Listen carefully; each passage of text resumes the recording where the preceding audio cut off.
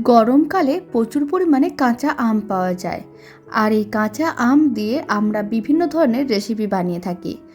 আর আজ আমি আপনাদের কাঁচা আম দিয়ে দারুণ একটা রেসিপি বানানো দেখাবো। নমস্কার, আমি রুমি, আপনাদের সবাইকে আবারও একটা দারুণ স্বাদের রেসিপিতে স্বাগত। প্রথমে আমি 1 কিলো কাঁচা আম নিয়েছিলাম, খোসাটা ছাড়িয়ে নিয়েছিলাম, তারপরে আমগুলোকে খুব ভালো করে ধুয়ে নিয়েছিলাম। আর একটা আমকে 4 ভাগে ভাগ করে নিয়েছিলাম। এদিকে একটা কড়াইতে কিছুটা পরিমাণ জল নিয়েছি, কড়াইয়ের উপরে এরকম একটা ছিদ্রযুক্ত পাত্র রেখে দিলাম। ফ্লেমটা হাইতেই ছিল, জলটা ভালো করে গরম হয়ে গেছে। এখন সমস্ত আমের টুকরোগুলো এইভাবে ছিদ্রযুক্ত পাত্রটার উপরে রেখে দিতে হবে। আর কড়াইয়ের ঢাকনা বন্ধ করে 10 মিনিট মিডিয়াম টু হাই ফ্লেমে রান্না করে নিতে হবে। এতে আমগুলো সেদ্ধ হয়ে যাবে।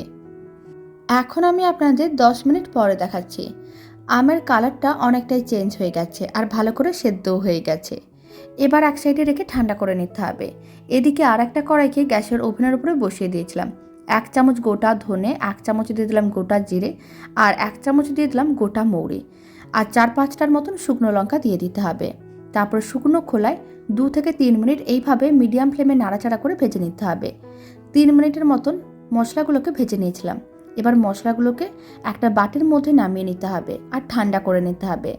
সমস্ত মশলাগুলো নিয়ে নেওয়ার পরে এখন কড়াইয়ের মধ্যে আমি দিয়ে দিচ্ছি প্রায় 400 গ্রামের মতন চিনি। আর চিনির মধ্যে এখানে একটা ময়লা ছিল, সেই ময়লাটা তুলে নিতে হবে, কারণ চিনি দোকান থেকে কিনে আনা হয় আর চিনির মধ্যে অনেক ময়লাও থেকে যায়। এবার আমি চিনির মধ্যে হাফ কাপের মতন জল দিলাম, মানে 100 ml জল দিয়ে দিলাম। এতে চিনিগুলো মেল্ট হয়ে যাবে। এবার আমি যে ভাজা মশলাগুলো রেডি করে রেখেছিলাম সেগুলো মিক্সির জারের মধ্যে নিয়ে নিয়েছি আর খুব ভালো করে গুঁড়ো করে নিয়েছি। এইভাবে ভাজা মশলাটা গুঁড়ো করে নিতে হবে। এদিকে ফ্লেমটা মিডিয়াম টু হাইতে ছিল, চিনিগুলো মেল্ট হয়ে গেছে আর চিনি শিরাটা ভালো করে ফুটেও উঠেছে। এবার সমস্ত সেদ্ধ করে নেওয়া আমগুলো, মানে যেগুলোকে আমি ভাপে সেদ্ধ করে নিয়েছিলাম, সেই সেদ্ধ আমগুলো চিনি শিরার মধ্যে দিয়ে দিতে হবে আর ফ্লেমটা মিডিয়ামেই রাখতে হবে। যে ভাজা মশলাটা রেডি করে নিয়েছিলাম সেই ভাজা মশলাটাও দিয়ে দিতে হবে। আর দিয়ে দিতে হবে অল্প একটু লবণ, এখানে আমি হাফ চামচের মতন লবণ দিয়ে দিলাম। এবার আমি এর মধ্যে দিয়ে দিচ্ছি কিছুটা পরিমাণ কাশ্মীরি লঙ্কার গুঁড়ো, হাফ চামচের মতন কাশ্মীরি লঙ্কার গুঁড়ো দিলাম, এতে কালারটা খুবই ভালো আসবে। সমস্ত কিছু একসঙ্গে খুব ভালো করে মিশিয়ে নিতে হবে।